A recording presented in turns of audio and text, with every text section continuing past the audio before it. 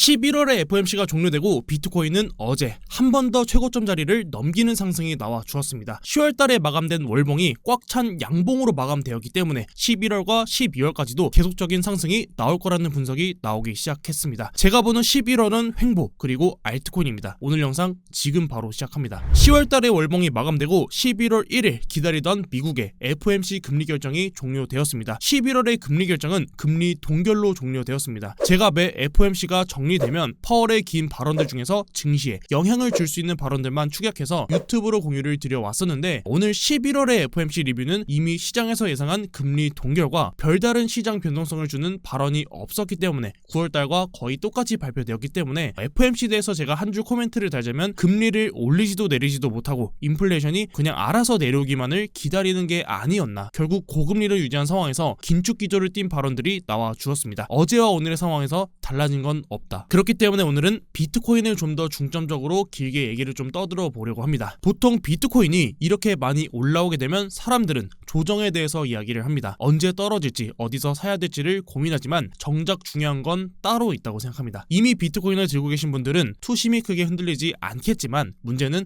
그렇지 못한 사람들입니다. 투심이 가장 흔들리는 구간이 내가 수익을 못 볼 때가 아니라 나만 수익을 못 보는 것 같은 기분이 들 때입니다. 근데 저는 지금의 비트코인 장이 한 달에서 두 달 뒤에 알트코인을 보게 되면은 똑같은 상황이 나올 거다라고 차트를 바라보고 있습니다. 결국 알트코인이 이미 다 오른 상황에서 뭘 살지 고민한다면 그땐 또 비트코인처럼 늦을 겁니다. 최근에 업비트에서 상승분을 강하게 보여줬던 게 기억에 남는 게 룸네트워크, 폴리메쉬 같이 대부분의 알트코인들이 몇백씩 상승이 나온 코인들도 있었지만 대부분이 자발트 코인들이었었고, 제가 보는 자발트의 기준은 시가총액이 1천억에서 3천억 사이에 있는 코인들을 저는 자발트로 분류합니다. 그 외 코인들 중에는 아직 시작도 안 한 코인들이 아직 이미 많기 때문에 전 지금이라도 늦지는 않았다고 생각하고 오늘 그 이야기들을 드려보려고 합니다. 영상은 두 가지로 제작해서 올려드릴 예정입니다. 오늘 영상에서는 비트코인에 대해서 중점적으로 다뤄드릴 거고, 다음 영상에서는 알트코인 추천으로 넘어가겠습니다. 오늘도 영상 꼭 끝까지 시청하시고 영상 시작 전에 구독, 좋아요 그리고 알람 설정까지 부탁드리겠습니다. 알람 설정을 통해서 비트겐스 영상을 가장 빠르게 받아볼 수 있습니다. 우선 마감된 10월달의 월봉이 몸통이 꽉 찬 양봉으로 마감되었기 때문에 11월달 역시도 크게 상승으로 갈 수 있는 힘이 남아있다고 차트를 바라보고 있습니다. 제가 보는 11월달의 흐름은 비트코인을 월봉 단위로 횡보시키면서 도지형 캔들로 만들고, 비트가 횡보하는 구간에서 알트코인 순환 장세가 나오는 겁니다. 11월에 알트코인들이 크게 펌핑이 나온다면 한 달이란 기간에서 두 달이란 기간 동안 매수를 바라봤던 투자자분들이라면 단기적인 매도 구간이 나올 겁니다. 알트코인에 대해서는 뒤에서 계속 말씀을 드릴 거기 때문에 비트코인 먼저 짚고 넘어가겠습니다. 차트를 좀 더 확대하면 가장 이상적인 흐름은 2023년도 1월달에 나온 몸통이 꽉 찬 월봉처럼 그 다음 봉인 2월달의 월봉에서 고점을 넘겨주면서 도지형 캔들로 마감되고, 3월달에 나온 월봉 캔들처럼 다음 봉에서 저점을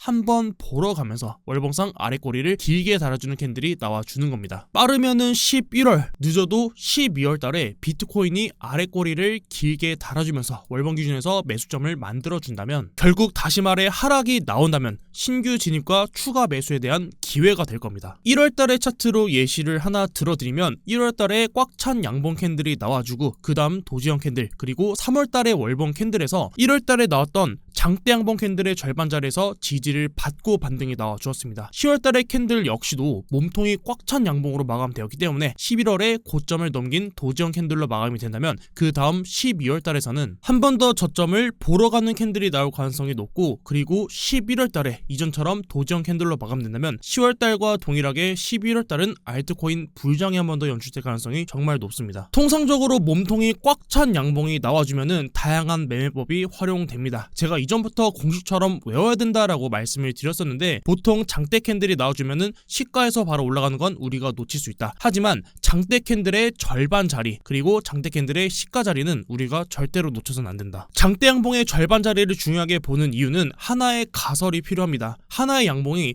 특정 세력이라는 집단에 의해서 만들어진 캔들이라고 한다면 캔들의 시가부터 종가 자리까지 전부 다 그들에 의한 매수세에 의해서 나온 캔들이라고 한다면 그 캔들의 절반 자리는 그들의 평단쯤이 될 겁니다. 그리고 매수하기 위해서 올린 캔들이라고 한다면, 그 양봉이라고 한다면, 흔히 말하는 매집봉이라면 그 캔들의 시가 자리는 절대 깨지 않을 겁니다. 다만 진입에 있어서 우리는 트레이딩을 하는 입장에서 진입 기준이 명확해야 할 텐데, 장대 캔들의 절반 자리에서 나오는 첫 번째 양봉을 기준으로 기준으로 매수하시면 됩니다. 장대 양봉의 절반 패턴을 찾는다고 하면 정말 많이 나오겠지만 대표적인 예로 비트코인이 2023년도 3월달에 주봉에서도 나왔었고 21년도 11월 알트코인인 디센털랜드 일본 캔들에서도 나왔었습니다. 그리고 다시 말씀드리지만 첫 번째로 나오는 양봉 캔들은 매수의 기준점이 될 거다. 그럼 이렇게 질문을 주실 수도 있잖아요. 갱스터님, 장대 양봉이 나온 캔들의 절반 자리를 하방으로 이탈하는 캔들이 나올 수도 있지 않나요? 이렇게 물어보실 수도 있으실 텐데 제가 방금 전에 장대 캔들을 설명드릴 때 두 가지 말씀드렸죠. 장대 캔들의 절반 자리를 이탈하면 장대 캔들의 시가까지는 봐야 된다. 그리고 이 자리를 절대 놓쳐서는 안 된다. 과거 2020년 10월달에 비트코인 월봉 캔들에서도 도지형 캔들이 나온 다음 그 다음 봉에서 장대 캔들의 절반 자리를 이탈했지만 다음 봉에서 급격한 상승을 보였던 패턴이 있습니다. 여기서 중요한 건 장대 캔들의 절반을 하방으로 이탈하고 아래 꼬리를 전부 말아 올렸다는 게 첫 번째이고, 두 번째로는 일본 캔들까지 확인을 하면서 신규 진입에 대한 확률을 높일 계획입니다. 지금까지 월봉의 관점에 대해 설명드렸고 일봉으로 좀 더 자세하게 차트를 뜯어서 어떤 근거에서 지금의 차트를 바라보고 있는지 좀 더 자세하게 설명드리도록 하겠습니다. 비트코인은 어제 FOMC가 종료되면서 고점을 넘기는 자리에서 첫 번째 일봉에서 하락 다이버런스가 나와 주었습니다. 사실 고점을 한 번 더 넘기면서 일봉에서 하락 다이버런스가 나올 수 있다라고 말씀을 드렸던 건 비팅에서 텔레그램방에서 10월 31일에 미리 언급을 드렸던 내용입니다. 보시는 텔레그램방 아직도 입장 안 하신 분들께서는 입장 100% 무료로 진행하고 있으니까 오늘 고정 댓글에 링크 남겨드리도록 하겠습니다. 제가 직접적으로 운영하는 방이고 제가 직접적으로 브리핑을 실시간으로 전달드리는 방입니다. 다시 이어서 차트 설명을 드리면 우선 다이버런스를 모르시는 분들을 위해서 간단하게 설명을 짚고 넘어가야 될 텐데, 다이버런스는 주가의 고점은 높아지지만 반대로 상대 강도 지수라고 불리는 이 RSI 지수는 고점을 낮췄을 때 추세가 지속되는 게 아니라 추세가 반전될 수 있다고 판단하는 지표입니다. 흔히 우리가 RSI를 편하게 매수세라고 표현하기도 합니다. 결국 가격은 높아졌지만 그에 따른 매수세가 붙지 않았을 때는 그 가격을 유지할 수 없다는 거겠죠. 그럼 반대로 지금 차트에서 이 8월달 바닥에서 나왔던 것처럼 저점은 낮아지지만 그 낮은 저점에서 패닉셀이 나오면서 가격을 더 떨어뜨리는 게 아니라 오히려 반대로 매수세가 계속해서 붙어주면서 저점을 높였을 때는 하락이 지속되는 게 아니라 상승으로 반전될 수 있다는 걸 우리가 어느 정도 예측해 볼 수 있는 지표겠죠. 사진이 조금 잘렸지만 이 끝에서 시작했던 부분이 15.47K, 원화차트 기준으로는 2천만원이죠. 23년도 1월 때부터 차트가 올라오는 구간에서 매 고점에서 일봉에서 하락 다이버런스가 매번 나와주면서 하락이 나와 주었었습니다. 2월 달에는 고점에서 마이너스 22%, 5월 달에는 마이너스 20%, 8월 달에는 마이너스 21% 하락이 나왔습니다. 제가 11월 달에 월봉이 버티는 봉이 나오면서 12월 달에는 아래 꼬리를 만들고 크게 상승할 거라고 말씀드린 이유도 일봉에서의 그 이유가 있습니다. 그럼 어차피 한 달에서 두 달이라는 기간을 봤을 때 비트코인은 하락이 우세하다면 현물 매수를 준비하는 게 아니라 오히려 반대로 비트코인 숏을 모아가는 게 낫지 않냐라고 하시는 분들도 계시잖아요. 그런 분들께 드리고 싶은 말은 숏을 모아가기보다는 최근에 나왔던 최고점 자리를, 현재 구간에서 굳이 숏을 잡아야 된다면 지금의 최고점 자리를 필히 손절 라인으로 잡고 대응하시길 바랍니다. 고점 자리를 제가 손절 라인으로 잡으라고 말씀드리는 이유는 제가 최근에 비트가 일본 캔들에서 RSI가 과매수권에 올라오면서 영상으로 다뤄드렸던 내용을 다시 한번 가져오면 2020년도 10월 달에 일본 캔들이 과매수권에 올라오고 이 RSI 지수가 75권 자리를 지지받아주면서 플러스 65% 반등문이 나와 주었었고 21년도 1월 달에는 플러스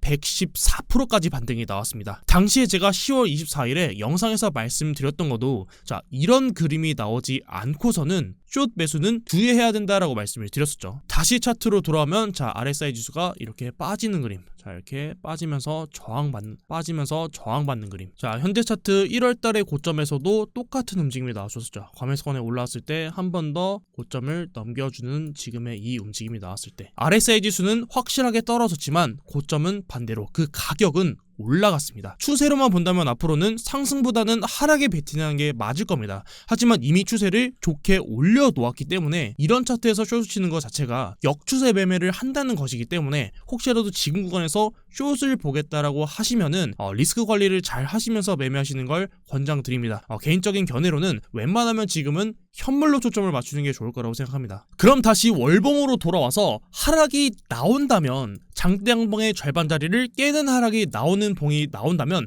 봉 마감까지 기다렸다가는 오히려 손실만 더 커질 수도 있는 상황이 나올 텐데 어디까지 그 하락 구간을 열어봐야 될까요? 제가 보는 비트코인의 상승 마지막 구간은 26.5K입니다. 26.5K를 깬다면 반대로 전량 현금화하시는 걸 권장드리는 구간입니다. 지금부터 그 근거에 대해서 말씀을 드릴 건데, 우선 첫 번째로 26.5K를 중요하게 보는 이유는 26.5K는 23년도 10월 16일에 나왔던 장대 양봉이 시작한 매물대의 첫 번째 구간이기 때문입니다. 저는 10월 16일에 나온 상승이 특정 집단에 의한 의도된 상승이라고 생각합니다. 의도된 상승이라고 보는 이유는 바이낸스 차트 기준으로 고점에서 이 가격대가 정수를 만들었기 때문입니다. 시장가보단 지정가에 의한 가격 움직임일 가능성이 높고, 특정 기사를 퍼뜨리면서 정확하게 30K까지 상승을 시켰다는 부분을 봤을 때는 충분히 의미 있는 구간이라고 보고 있습니다. 정수를 고점에서 찍었던 경우는 대부분 과거 비트코인 차트에서 항상 의미 있는 움직임을 보여주어 왔습니다. 23년도 4월 14일 31K 정수를 찍고 비트는 마이너스 16% 하락이 나왔었고, 23년도 6월 15일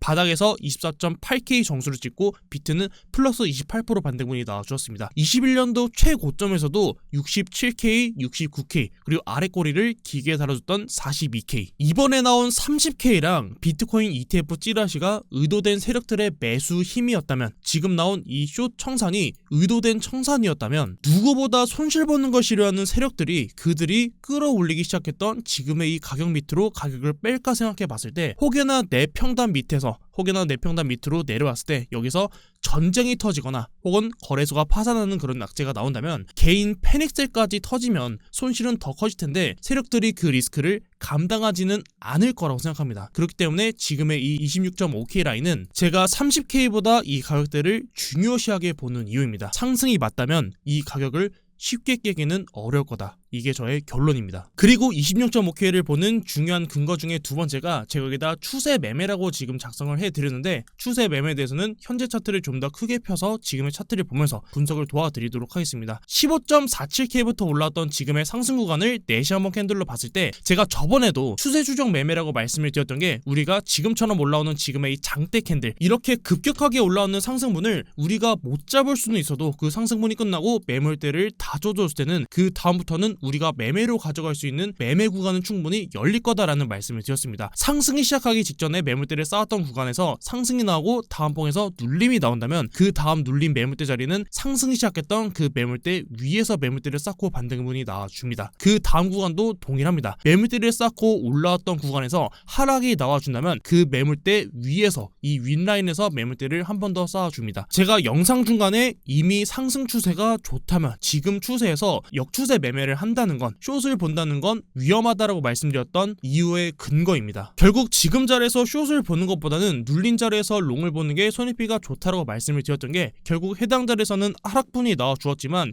이 바닥 라인을 손절 라인으로 잡았을 때는 그 손절폭은 마이너스 3에서 4% 정도이고, 우리가 만약에 이 구간을 이탈하지 않고 상승분이 나와준다면 우리가 기대할 수 있는 수익률은 플러스 17%, 그리고 해당 자리에서 손절 라인을 잡아갔을 때 우리가 피할 수 있는 손실률은 마이너스 11%입니다. 그럼 그 다운 구간을 봤을 때도 우리가 급격하게 나오는 지금의 이런 반등분을 못 먹을진 몰라도 이런 데서 매물대를 쌓아주고 상승 뒤에 조정이 나와줬다면, 이 매물대 위에서 지지를 받아줬다면 그 반등분을 한 번쯤은 베팅해볼 수 있는 구간이다. 자, 그럼 작은 봉으로 현재 구간을 봤을 때 9월달에 매물대를 쌓고 반등분이 한번 나와줬었고, 그 뒤에 눌림을 받았을 때 이 매물대 위에서 지지를 한번 받아주고 반등이 크게 나와주었습니다. 그리고 지지를 받아준 이 자리가 30K 정수를 한번 찍어줬던 구간이고, ETF 관련 거짓 정보가 나왔던 그 상승 구간입니다. 네, 여러가지 근거들을 통해서 저는 26.5K 라인을 정말 중요한 상승의 중요 키포인트라고 시장을 바라보고 있습니다. 결국 현재 구간에서 11월달과 12월달에 눌림이 나와주더라도 결국 ETF 현물은